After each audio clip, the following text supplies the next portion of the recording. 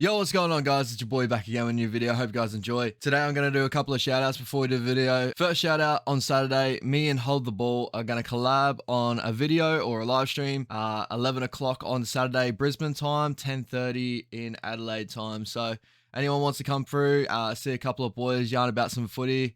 I'm going to leave my Reece Walsh takes and Chance takes until that video. They aren't too controversial at all, to be honest, or anything like that. But if you want to see my thoughts on Reece Walsh's situation and Chance coming back to the Warriors, I'll link the card in the video to his channel. Go check it out. Amazing content creator. I shouted out in my last video if you didn't check that out already. The next shout out is one that I hold close to my heart. I train at Base Training Center at Brendale. So that is the shirt that you see right here. My coach, Damian Brown, ex-UFC fighter, veteran, he has started his own MMA promotions, and that is on Saturday as well. So unfortunately, I was going to do a live stream of the promotion, all the fights on the weekend, do my own little commentary or something on it, or just talk about it, you know, overall. But I've got a birthday dinner. If it wasn't so, I'm definitely checking it out on YouTube. So I will link the channel in a card in the corner as well. Please go check it out, show support, go subscribe to the channel. It's going to be a massive promotion. It's Aussies for the first time, but they're actually up against some world-class opponents. So we have Elliot Compton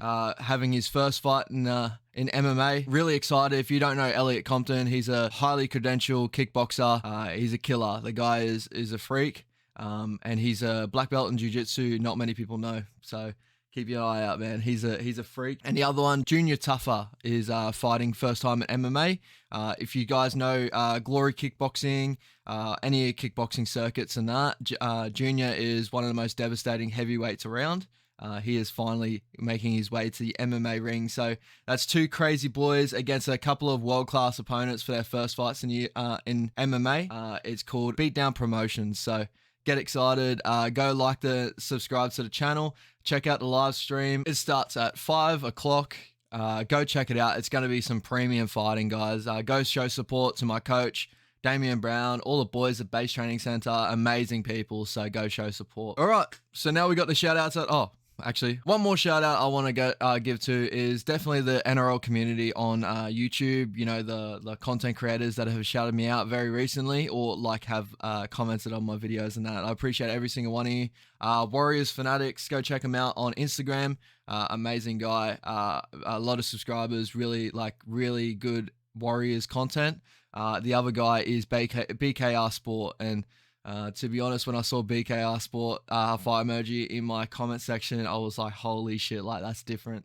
I have watched a lot of his videos, you know, very well known in the NRL content creating game. So that's fucking awesome. And I don't even think I'm an NRL content creator. I just love talking NRL and doing other stuff.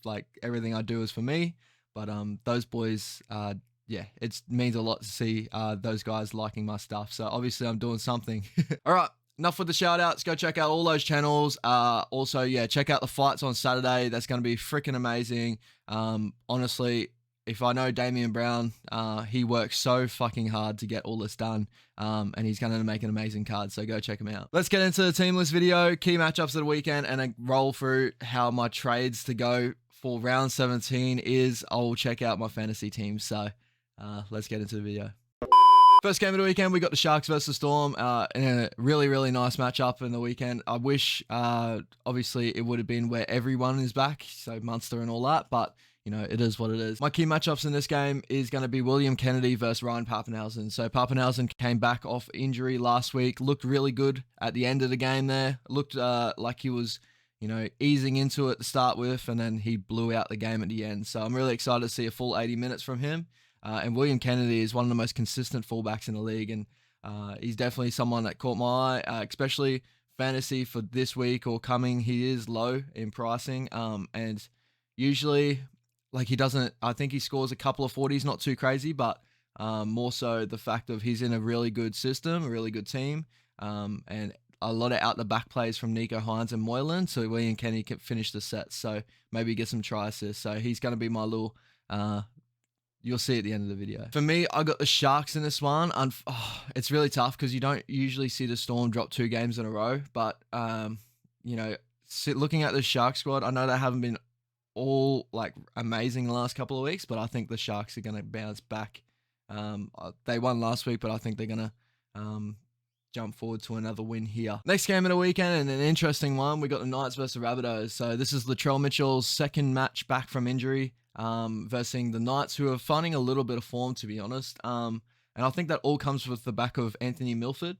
Go check out how he's playing at the moment. Honestly, if you weren't a fan of Milford before, I know a lot of you bias against the Broncos and this and that, but he did lose a little bit form at the end of the Broncos stanza, but there was a time there where he was like one of the best players for the Broncos, and unfortunately, he had those weeks, those couple of years out and that, but he's back, and I feel like he's playing a lot more mature footy, so definitely go check him out. His kicking game's looking a lot better. That's 2 games in a row, Samoa and the game against the Titans. He looked really, really nice. And for the Rabbitohs, I'm going to go the other side. So Cody Walker. Since Latrell's back, he's starting to really pick up his form again. I'm really excited to see him play. I'm really excited to see Isaiah Tass get another shot at that centre role. That's like massive. I wish I kept him for fantasy. I wish they kept him in, man. Like he has a lot of promise around him, so go check him out. I have got the Rabbitohs in this one, even though they don't look like a strength squad compared to the Knights. We've all seen what the Knights can dish up this season. But if I'm going to be honest with you, if Milford can keep playing the way he's playing, and those boys can get off the back of it, players like Mitch Barnett, Frizzell and all that, I think the Knights could actually win this one. I'm not too sure. Latrell's back. It's going to be big if they do, but I'm going to go to Rabbits, just to be safe. Next game of the weekend, we've got the West Tigers versus the Parramatta Eels. This game is both teams coming off losses over the last weekend. Obviously, the West Tigers one's a bit more disappointing. The Eels, I don't know if you call it disappointing this year, like you guys are so up and down. I feel like all you guys are worried about is when it comes to finals footy, and I think everyone's been saying that, so it is what it is. My key matchups to this game would be Clint Gutherson versus Dane Laurie, and it'll also be Jackson Hastings versus Mitchell Moses. So overall, the reason why I go those ways is the first one, Jackson Hastings and Mitchell Moses, they are key to the Eels and the Tigers playing really good footy. Mitch Moses, if he gets his forwards running straight and he's not running sideways, they usually win games. And Mitch is really good off a strong forward pack that's running forward, so he can use his footwork and his speed at the line, and it brings in Dylan Brown in the game too. So I'd be excited to see that. Jacko Hastings pretty much does everything he can to get those Tigers over the line. But just at the moment, without Madge and stuff, it's really disappointing what's going on at the Tigers there too. The other two, Dane Laurie, he had a quiet game last game. He's a classy player. I want to see him step up. And Clint Gutherson, he's been in the Blues camp now. He's a classy player as well. So I'm just excited to see some strikeout back. I'm going to go to Eels. Unfortunately, I think the Tigers aren't good enough to do it again the way they did the last time. I know the Eels do play to their competition. That's what I've been saying for a while now. If they played like the lower base teams, they play lower. If they play the higher base teams, they play really well. So by that, they should lose to the Tigers, but I feel like the Tigers are just in a bit down and out stage at the moment. It's really unfortunate. I'm so sorry, any Tigers fans out there. And last game of the weekend, we got the Broncos versus the Dragons, and my key matchups for this game is Adam Reynolds and Ezra Mam versus Jaden Sullivan, Mr. Bud Sullivan versus Talatau Amone. I'm a massive fan of Bud Sullivan. I've been watching him play in New South Wales Cup for a little bit now. A very, very skillful player. He plays a lot off the cuff sort of footy, but he's just get excited, go watch him play. I'm excited to see him in that 7 role. He will not take that 7 role of Benny Hunt, unfortunately, but hopefully he can get a crack at least the 14 jersey, because I think he's good enough to be in that squad. And obviously with the Broncos, the key to this game with a lot of outs is Adam Reynolds and Ezra Mam. Ezra has really jumped up really quickly the last couple of weeks of footy. His defense is really, really nice. Which is what you don't usually see out of a young player like him. Usually, because if you see his highlights, man, he's all flash. He does some crazy stuff, but he has got this grind to his game, and I really enjoy to watch that play. So, overall, I think the Dragons will probably do this one. Unfortunately, the Broncos have a lot of outs. Zach Hoskins is debuting for him. He's a great player as well. You see a lot of him on the try scorer sheets in Queensland Cup. Obviously, Xavier Williamson too is another player to watch out for. But overall, I think the Dragons will do it. but I'd love to see the Broncos give a good crack in this one. All right, amigos. So we're back in. We're looking at my squad. So the trades I did this week. So I've traded out pretty much a lot of my cash cows, unfortunately. I think the biggest one that really bugged me was Schuster. I just had to. Unfortunately, I had to let go of Schuster. I don't think he will get back. I don't know. If he comes into like a 13 role or something like that, I'll be surprised. But if he gets a bit more time, maybe I'll keep watching. And I think there's other players there now that have stepped up in fantasy standards. So I'll just keep a watch out for him. I think this year he's just not there. Maybe for start of next year fantasy, he'll be a player to watch for us, definitely. So I have went Schuster to William Kennedy, who is now on my bench. As I said, with William Kennedy, he is in a really nice squad at the Sharks. He got a 36 in a pretty shit game on the weekend that had a lot of rain, a lot of water. As a fullback, it's not the best games for him to play. And out the back of Nico Hines and Moylan, he does get a lot of try assists and stuff. So I know he hasn't scored amazing this year. I think he's had a couple of negative scores, but mainly because that Warriors game he got sent off and a lot of penalties and this and that. He's cleaned up a lot of his game, and he's one of the most consistent fullbacks. So I've really seen him raising a little bit of cash from 278. Another player, I traded Xavier Savage to Fanua Bolle. If you check out Fanua Bolle, the first game with the Tigers, he put in a lot of effort, a lot of tackles. I think he only had 1 or 2 tackle breaks or whatever in his time, but he played a decent amount of minutes for his first game, and he's back in that squad again. I see a little bit more out of him, mainly because I wanted to free up cash as well. Obviously, Xavier Savage made a little bit of cash for us. He probably would have been smart to hold on to for the run home, maybe. I'm not too sure. With Chance, obviously I didn't see Chance leaving the Raiders, so he's probably going to keep that fullback role. But freed up a little bit more cash for my other big move. So my last and probably biggest move, I went from Karaz to Ryan Pappenhausen. So Karaz done amazing for me. I appreciate him. Like, I held for a couple more weeks than what most did. And he kind of like reaped the rewards a little bit for it. He had like a 71 game and all that sort of stuff off it. Not too bad at all. But Ryan Pappenhausen is my other step up now. He's going to be my captain for the weekend. There's a couple other players I could have captained, like IPAP and all that sort of stuff. But I do believe in Ryan Pappenhausen, and like his form is starting to get back there. So after that little snippet of the game, I just had to get him in. Hopefully he stays injury free for the rest of the season.